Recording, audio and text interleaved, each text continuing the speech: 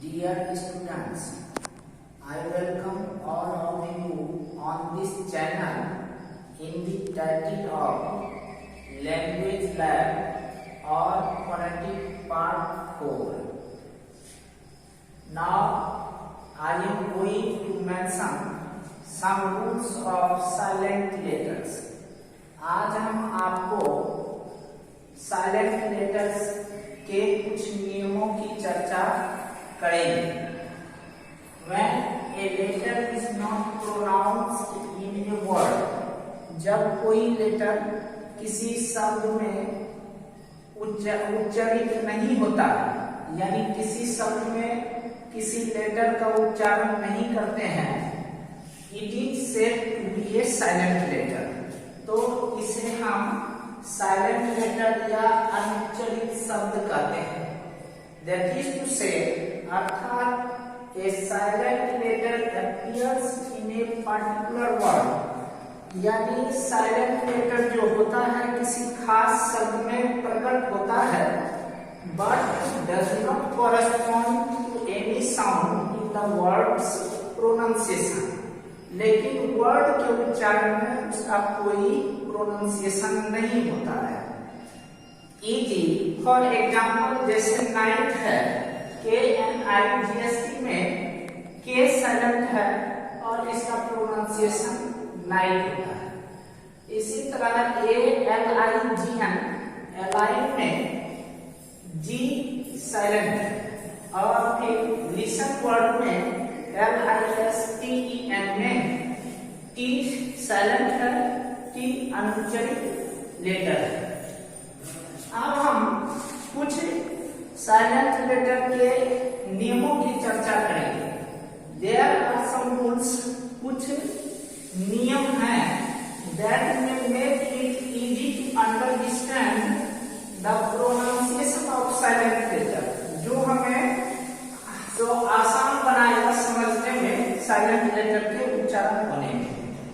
Late us study the table given below to know the rules. उन सभी नियमों को जानने के लिए हम इन सारे टेबल, इसमें टेबल में जो मेंशन नियम है उनका अध्ययन करेंगे। अब जैसे है साइलेंट बी, बी कहाँ साइलेंट होगा, तो इसके दो नियम हैं। पहला है when it comes before T, जब T के पहले B आता है तो B साइलेंट होता है। जैसे BEBT, तो T के पहले B है, इसलिए इसका प्रोनाउंसिएशन है डेट, यहाँ B साइलेंट रहेगा, इसको डेट नहीं पढ़ेंगे।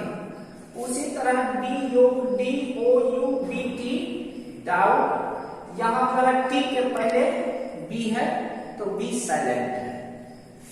The exception to this rule is word often, लेकिन इस नियम के अपवाद है। यहाँ OBTAIN, यहाँ भी तो टी के पहले बी है, लेकिन यहाँ बी साइलेंट नहीं है, इसका उच्चारण हो रहा है ऑफ्टन, इसलिए यह वर्ड इस रूल का एक्सेप्शन है। अब दूसरा नियम है बी लेटर के साइलेंट होने का, when it comes before M, when it comes after M, जब यह M के बाद आता है, यानी B के पहले M आ जाएगा, M के बाद B आ जाएगा तो B साइलेंट होता है। जैसे कॉम, COMB, M के बाद B है तो B साइलेंट होगा, इसका सही प्रोनाउंसिएशन कॉम होगा। उसी तरह से टॉम, TOMB, तो M के बाद B जब आएगा तो B साइलेंट होगा, इसका सही उच्चारण टॉम होगा। इसके बाद हम पढ़ेंगे साइलेंट सी। लेटर सी कहाँ साइलेंट होता है, इसके तीन नियम हैं। पहला है when it comes after S, जब C S के बाद आता है तो C साइलेंट होता है। जैसे है साइंस, SCIENCE, तो यहाँ एस के बाद आया है, इसलिए यहाँ सी साइलेंट है। साइंस उसी तरह से सेप्टर है, SCEPTER में सी साइलेंट है क्योंकि एस के बाद सी। दूसरा नियम है सी के साइलेंट होने का, when C is combined with K to make CK, जब C का कॉम्बिनेशन K के साथ होता है CK बनाने में, तो C साइलेंट रहता है। जैसे स्नैक SNACK, तो यहाँ C साइलेंट है। फिर है HACK, तो यहाँ C के साथ K का कॉम्बिनेशन है, तो यहाँ C साइलेंट है। तीसरा नियम है C लेटर के साइलेंट होने का, when used before Z, जब यह Z के पहले आता है तो C साइलेंट होता है। जैसे CZARINA, इसमें Z के पहले C है तो इसका प्रोनाउंसिएशन है जारिना, C साइलेंट है। उसी तरह से CZECHOSLOVAKIA, इसका सही प्रोनाउंसिएशन है चेकोस्लोवाकिया, यहाँ C साइलेंट है। अब हम डी लेटर के साइलेंट होने के नियमों की चर्चा करेंगे कि डी लेटर कहाँ साइलेंट होता है। इसके दो नियम हैं। when it appears before n, जब यह n के पहले आता है तो डी साइलेंट होता है। जैसे WEDNESDAY, तो यहाँ n के पहले डी है, इसका सही उच्चारण है वेंसडे। इसमें एस का उच्चारण ज होता है, जो हम आपको बाद में बताएंगे कि एस का उच्चारण कहीं स होता है कहीं ज होता है। तो इसमें एस का उच्चारण ज होता है, इसका सही उच्चारण है वेंसडे, ना कि वेडनेसडे। फिर दूसरा नियम है डी लेटर के साइलेंट होने का, when it appears before G, जब यह G के पहले आएगा तो डी साइलेंट होगा। जैसे EDGE, तो यहाँ G के पहले डी है तो इसका सही प्रोनाउंसिएशन है ईज। और फिर HEDGE, तो यहाँ G के पहले डी है इसलिए डी साइलेंट हो जाएगा, इसका सही उच्चारण हो जाएगा हेज। अब हम लेटर ई के साइलेंट होने की चर्चा करेंगे। इसके एक नियम है, when it comes after the end of the word, जब यह शब्द के अंत में आता है तो ई साइलेंट होता है। जैसे चैलेंज है CHALLENGE, तो यहाँ लास्ट में ई है वर्ड के अंत में, चैलेंज वर्ड के अंत में, इसके ई यहाँ साइलेंट है चैलेंज। इसी तरह METRE, मीटर, यहाँ लास्ट में ई है मीटर वर्ड के, तो इसलिए ई साइलेंट है। उसके बाद हम जी लेटर के साइलेंट होने के नियमों के बारे में जानेंगे कि जी कहाँ साइलेंट होता है। इसके दो नियम है। पहला है when it comes before n, जब यह n के पहले आता है तो जी साइलेंट होता है। जैसे रैन REIGN, तो यहाँ n के पहले जी है इसलिए जी साइलेंट है रैन। उसी तरह से डिजाइन DESIGN, तो यहाँ n के पहले जी है तो जी साइलेंट रहेगा, तो हो जाएगा डिजाइन। दूसरा नियम है जी लेटर के साइलेंट होने का, when it comes before n, जब यह m के पहले आएगा तो जी साइलेंट होता है। फॉर एग्जांपल है जैसे DIAPHRAGM, तो इसका सही प्रोनाउंसिएशन है डायफ्राम, जी साइलेंट है। उसके बाद साइलेंट लेटर एच, एच कहाँ साइलेंट होता है, तो इसके तीन नियम है। when, पहला नियम है when it comes W। जब H W के बाद आएगा, यानी H के पहले W रहेगा तो H साइलेंट हो जाएगा। जैसे WHAT, तो यहाँ H का उच्चारण नहीं होगा, इसका सही उच्चारण होगा वाट, यह नहीं कि वाट। फिर WHEELER, तो यहाँ H साइलेंट होगा, कहे W के बाद है, इसका सही प्रोनाउंसिएशन होगा व्हीलर, ना कि व्हीलर। फिर उसी तरह WHEN, यहाँ H साइलेंट होगा वैन और वेदर। WHETHER में W के बाद है H, तो H साइलेंट रहेगा वेदर। दूसरा नियम है H लेटर के साइलेंट होने का, when it appears at the beginning of some words, जब यह किसी शब्द के शुरू में होता है तो H साइलेंट होता है। जैसे आवर है तो HOUR, आवर शब्द के बिगिनिंग में H है, इसलिए H साइलेंट रहेगा, यहाँ O से इसका उच्चारण होगा आवर। उसी तरह से ऑनर, HONOUR, H साइलेंट रहेगा। उसी तरह से HEIR, इसको पढ़ेंगे, H साइलेंट है। HONEST, ऑनेस्ट, यहाँ H साइलेंट है। इसके कुछ एक्सेप्शन में भी कुछ वर्ड्स आ सकते हैं, जैसे ऑनरेरी है, वहाँ H है तो ऑनरेरी HONARARY में H का प्रोनाउंसिएशन होता है। कुछ एक्सेप्शन शब्द को छोड़ करके यह नियम, इस नियम का कंप्लायंस होगा। फिर तीसरा है H लेटर के साइलेंट होने का नियम, when it comes after C, G और R।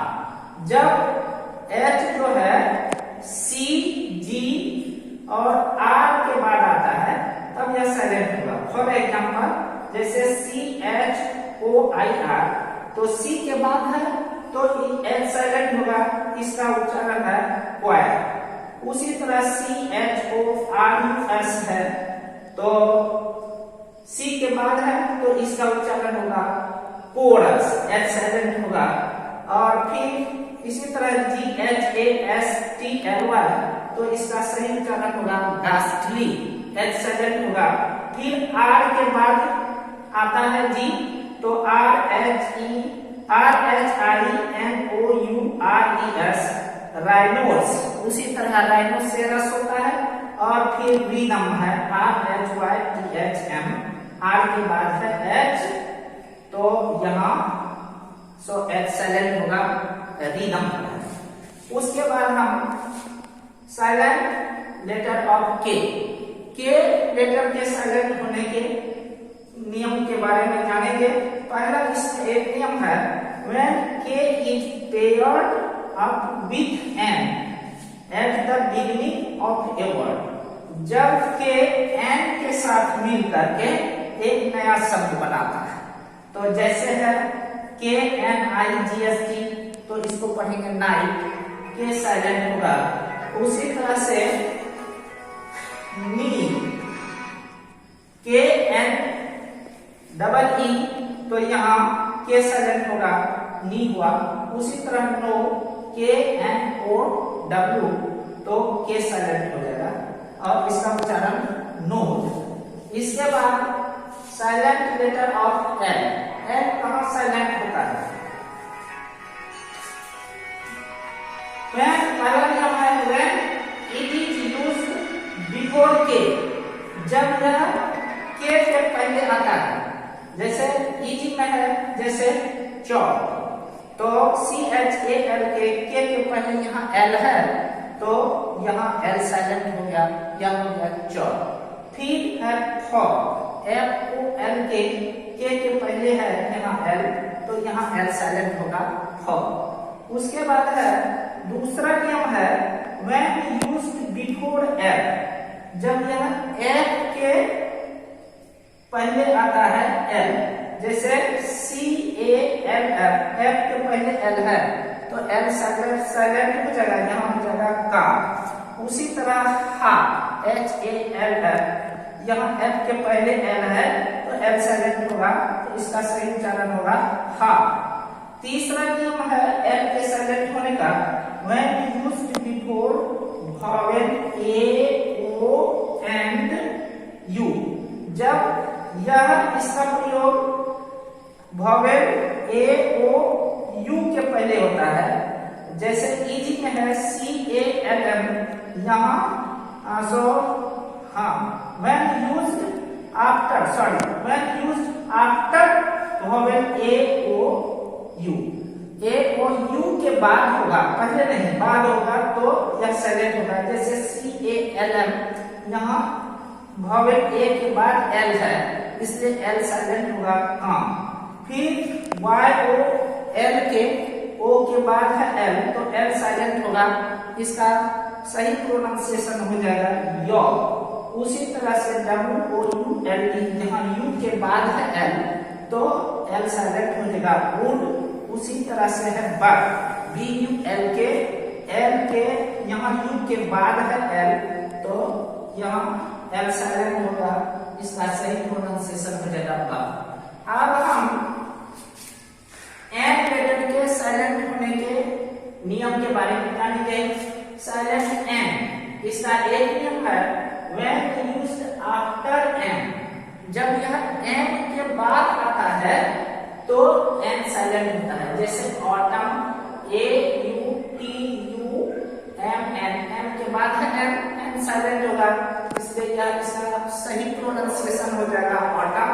उसी तरह condemn C O N D E M N, तो यहाँ n के बाद n है तो n साइलेंट होगा तो हो जाएगा कंडेम। इसके बाद silent letter of P, P कहाँ साइलेंट होता है तो इसका नियम है when it comes at the beginning of some words, जब p किसी शब्द के पहले आता है using the combination, और उसका कॉम्बिनेशन बनाता है किसके साथ पी एस पी टी और पी एल, यानी P S P T P L के साथ मिल करके और कॉम्बिनेशन बना करके शब्द के आगे पी आता है तो वहां पी साइलेंट होता है। जैसे P S Y C H I A T R I S T, इसका सही उच्चारण हो जाएगा साइकियाट्रिस्ट। इसमें पी एस कॉम्बिनेशन बना रहा है, पी आगे है इसलिए पी साइलेंट हो गया। उसी तरह से T T E R O D A C T Y L, तो इसका बाद टेरोडाक्टिल, यहाँ पी टी कॉम्बिनेशन बना रहा है और इस वर्ड के पहले पी है तो पी साइलेंट हो जाएगा। उसी तरह से P N E U M O N I A, यहाँ पी एन कॉम्बिनेशन है, पी इस वर्ड के बिगिनिंग में है इसलिए पी साइलेंट होगा, इसका सही प्रोनाउंसिएशन हो जाएगा निमोनिया। उसी तरह से स्यूडोनॉमी है P S E U D O N Y N, यहाँ पी साइलेंट हो जाएगा। उसके बाद silent letter of S, S कहाँ साइलेंट होता है तो when it comes before l, जब यह l के पहले आता है तो एस साइलेंट होता है। जैसे I S L A N D, island पढ़ेंगे यहाँ एस साइलेंट है। उसी तरह आई एस एल ई आई पढ़ेंगे यहाँ एस साइलेंट है। उसके बाद हम जानेंगे silent letter of T, T कहाँ साइलेंट होता है यानी टी लेटर कहाँ अनुच्चरित रहता है तो इसके तीन नियम है। पहला नियम है when it is combined with the letters s, जब यह s लेटर के साथ कंबाइन होता है to make words with st के साथ मिलकर शब्द बनाने में। जैसे क्राइस्ट है CHRISTMAS, तो यहाँ क्रिसमस पढ़ेंगे, यहाँ क्रिस्टमस नहीं पढ़ेंगे, ठीक है उच्चारण नहीं होगा, काहे एसटी के साथ कॉम्बिनेशन बना रहा है। उसी तरह से FASTEN, तो यहाँ हासन पढ़ेंगे, टी साइलेंट रहेगा। उसी तरह से टी एस के साथ यहाँ कॉम्बिनेशन बना रहा है, T S N A M I, यहाँ टी साइलेंट होगा तो सुनामी है इसका प्रोनाउंसिएशन। दूसरा है टी लेटर के साइलेंट होने का नियम है, when it is next to the letter F, जब यह F के बाद तुरंत F के तुरंत बाद हो तो टी साइलेंट होता है। जैसे फॉर एग्जांपल में O F T E N, F के बाद T है तो यहाँ इसका सही प्रोनाउंसिएशन होगा ऑफ है, यहाँ टी साइलेंट होगा। फिर तीसरा नियम है टी लेटर के साइलेंट होने का, when it comes before CH, जब यह CH के पहले आता है तो टी साइलेंट रहता है। जैसे watch WATCH, CH के पहले टी है इसलिए टी साइलेंट है तो इसका सही प्रोनाउंसिएशन होगा watch। उसी तरह CATCH है, CH के पहले टी है तो टी साइलेंट रहेगा, यह हो जाएगा कैट। अब हम जानेंगे silent letter of U. U कहाँ साइलेंट होता है तो इसका नियम है when used after G, जब किसी वर्ड में जी के बाद यू आता है तो वहां यू साइलेंट होता है। जैसे एग्जांपल है डायलॉग, DIALOGUE, यहाँ जी के बाद यू है इसलिए यहाँ यू साइलेंट है। उसी तरह से है दूसरा लेटर है, दूसरा वर्ड है कलीग, COLLEAGUE, यहाँ जी के बाद यू है इसलिए यहाँ यू साइलेंट है, यह हो गया कलीग। उसके बाद है साइलेंट ऑफ डब्ल्यू, तो डब्ल्यू लेटर कहाँ साइलेंट होगा, जैसे